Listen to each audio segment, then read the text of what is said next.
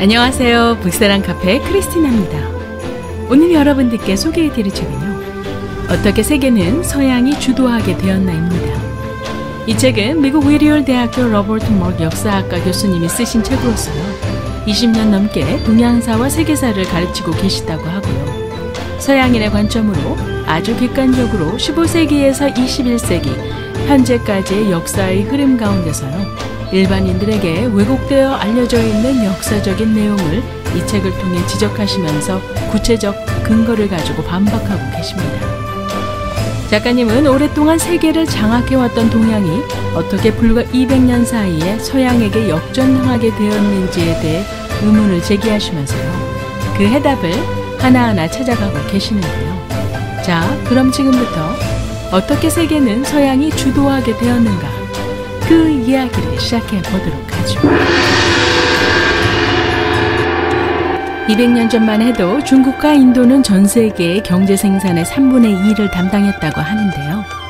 1400년대 세계에서 가장 큰 25개 대도시들 중 세계 최대의 도시인 난징을 비롯해 9개 도시 모두가 중국에 있었습니다. 두 번째로 큰 도시는 인도의 비자야 나가르였고요. 세 번째 도시는 이집트의 카이로였다고 하죠. 그리고 유럽에 속한 도시는 겨우 5개가 전부였다고 합니다.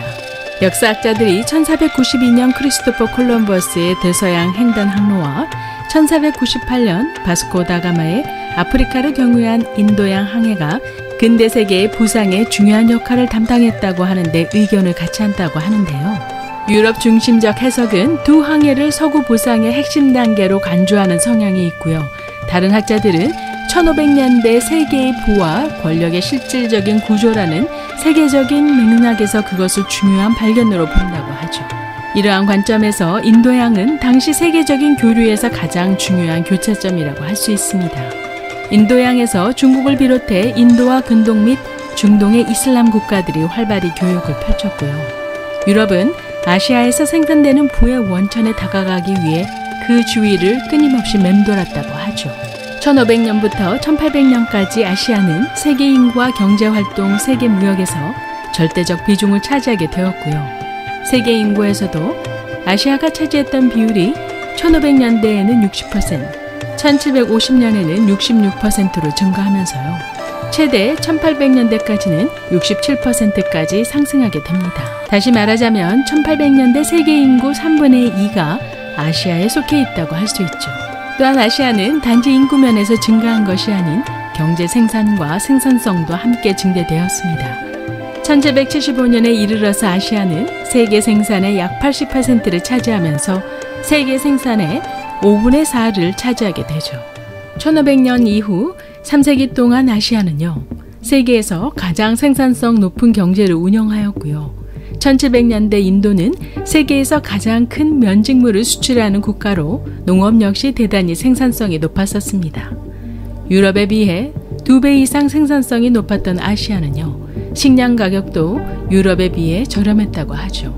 이것에 대한 한 예를 들자면요, 1500년대에 중국은 유럽보다 훨씬 값싸고 뛰어난 품질의 제조품을 생산하였다고 하는데요. 페루 리마에서는 시민들이 중국산 비단을 입었다고 하고요.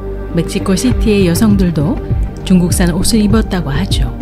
단지 25페소만 가지면 남편이 아내에게 중국산 비단을 선물할 수 있었지만요, 이에 비해 스페인 비단은 무려 200페소나 돼 감히 살 엄두도 못했다고 합니다. 실제로 18세기 인도 노동자들의 생활 수준은 영국 노동자들보다 높았다고 하고요. 중국은 농업 생산성과 산업 및 시장의 다양화, 그리고 소비 측면에서 봤을 때 세계 최고의 선진국처럼 보였다고 합니다. 유럽은 신대륙을 통해 엄청난 부를 확보했지만요, 18세기에 이를 때까지 세계 경제면에서 아시아에 밀렸다고 하죠. 영국의 제조업자들은 1700년까지 인도에서 면직물을 수입했었기에요, 자국의 섬유 산업이 인도와의 경쟁에서 밀릴 것이라는 위기의식 가운데서요, 인도산 면제품의 수입을 금지시켰고요. 이 프랑스 정부도 인도산 면직물과 중국산 비단의 수입을 금지하는 법안을 통과시키기도 했죠. 당시 유럽의 상황을 살펴보자면요, 유럽이 아시아보다 상대적으로 빈곤했었고요. 산업의 생산성도 열악한 수준이어서요, 유럽의 여러 나라들은 아시아 시장에서 우위를 점령하기 위해 서로 간에 치열한 경쟁을 벌이게 됩니다. 이는 서양사의 역사에서 보면 알 수 있듯 유럽 내부에서 서로 경쟁하며 때로는 전쟁까지 일으키면서 아시아가 장악한 부의 세계에 접근할 수 있는 방법을 모색하는 데 총력을 기울이게 되죠. 하지만 19세기 이후 200년이라는 짧은 기간 동안 세계는 엄청난 부의 역전 현상을 경험하게 되는데요. 1800년대 초 전 세계 국내 총생산과 제조산업의 생산량에서 유럽의 비율이 급등하게 됩니다. 그러면서 1900년대로 넘어가면 1900년대 전 세계 제조산업의 생산량에서 인도의 비율은 2%에 머물고요. 중국은 7%에 그쳤지만요. 유럽과 미국은 전 세계 제조산업의 80%를 장악하게 되죠. 그러면 그토록 짧은 기간에 어떻게 역전의 현상이 일어나게 되었을까요? 작가님은 그것은 국제정세의 우연한 세 가지 변화로부터 왔다고 하는데요. 첫 번째로 1400년대 초 중국이 아시아의 부와 천연자원이 거래되던 중요한 무역로인 인도양의 해상권을 포기하고요. 자국의 화폐를 은으로 변경하면서 세계적으로 은의 수요가 새로이 창출되었다고 합니다. 그 수요는 신대륙에서 공급되는 은으로 충당되었다고 하죠. 두 번째로 중요한 우연한 변화는요. 유럽인들이 신대륙과 그곳에 매장된 은을 발견하고 유럽인들이 가져다준 전염병으로 인해 인디안 원주민의 인구가 대폭 감소한 것이었고요. 유럽 국가들은 자신들의 이익을 위해 아프리카 노예들을 들여와 플랜테이션 경제를 구축한 것이었다고 합니다. 세 번째로는 16세기에 스페인이 유럽 전역에 걸친 제국의 건설을 실패하면서요. 유럽 국가들 간의 경제 구도가 만들어졌고요. 끊임없이 전쟁이 벌어지고 급속도로 군대의 혁신이 이루어진 것이라고 할 수 있죠. 만일 유럽인들이 옮긴 전염병으로 아메리카 원주민들 대부분이 사망한 후 신대륙에서 아시아의 물자를 구입할 수 있는 막대한 양의 은을 발견하지 못하고요. 방대한 플랜테이션을 운영할 아프리카 노예들을 얻지 못했다면요. 앞에서 언급한 콜럼버스의 아메리카 대륙의 발견과 바스코 다 가마의 아프리카를 거쳐 인도양으로 갔던 항해는요. 유럽이 부를 쌓는 데 결정적인 영향을 주지는 못했을 것이라고 합니다. 서구의 부상은 오히려 흑사병, 설탕, 아프리카 노예, 은, 아편, 총, 전쟁과 더 많은 관계가 있다고 하는데요. 과거 200년 동안 서구인들이 자신들의 기준으로 기록한 역사를 바탕으로 한 세계관에 의지할 필요는 없다고 작가님은 이 책을 통해 주장하고 계시죠. 그래서 아시아가 성장의 한계를 극복할 수 있는 능력이 없다고 생각해서는 안 되고요. 우연하게도 영국에는 석탄이 풍부하게 매장되어 있어서 그것을 이용해 증기기관 동력을 만들어내는 산업혁명을 이룰 수 있었다고 하고요. 영국이 위치한 땅 속에 석탄이 매장되어 있지 않았다면 산업혁명도 일어나지 않았을 것이라고 합니다. 영국이 산업혁명의 수단을 전쟁에 활용하는 방법으로 터득했을 때예요. 아시아와 유럽이 이루었던 세력의 균형은 유럽으로 기울어지고 말죠. 다시 말해 석탄과 식민지가 없었다면 서구도 결코 세계를 지배하지 못했을 것이고요. 단지 아시아에는 석탄과 식민지가 없었을 뿐 아니라 그러한 행운이 따라주지 못했었다고 합니다. 덧붙여서 작가님은요. 그런 혜택을 받은 사람들은 그 행운의 근원을 깨닫고 겸손해야 하고요. 그 혜택을 받지 못한 사람들은 미래의 새로운 행운이 우연히 찾아올 수 있다는 사실을 기억해야 할 것이라고 말씀하고 계십니다. 비록 지난 세기에 서구 중심적 이데올로기가 신화로 굳혀졌다 할지라도요.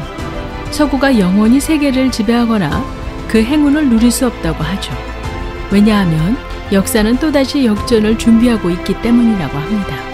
저는 오늘 어떻게 세계는 서양이 주도하게 되었는가를 여러분들과 함께 리뷰해 보면서요. 저도 그동안 학교 교육을 쭉 받아오면서 로버트 마르크 작가님이 책에 언급한 시각으로 세계사를 배운 적이 없었던 것 같고요. 서구 중심적 관점으로 바라본 역사에 익숙해져 어찌 동양은 항상 서구 세계보다 늘 뒤처져 있다고 생각해 왔었는데요. 그래서 현재까지도 서구 문화를 좀 더 익히는 것을 추구해 왔던 것 같습니다. 하지만 이 한 권의 책으로 세계사를 보는 관점이 좀 달라지기 시작했는데요.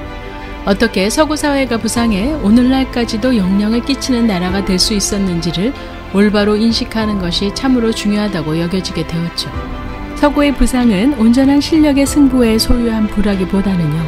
오히려 행운이 더 많이 뒷받침된 부가 아니었나 저도 동감하는 시간이었습니다. 현재 조국 대한민국이 세계의 변화에 발맞춰 급부상하는 모습을 재미교포의 한 사람으로 지켜보면서요. 더욱더 응원의 박수를 보내고요. 해외에서 한국인으로서의 자부심을 가지고 왜곡된 역사를 정확하게 바라볼 수 있는 시각을 길러야겠다는 생각을 해보았습니다. 꼭 한번 이 책을 읽어보시길 추천드리면서요. 오늘의 영상을 끝까지 시청해 주심을 감사드립니다. 구독, 좋아요 잊지 마시고요. 그럼 다음 영상에서 뵐 때까지 안녕히 계세요.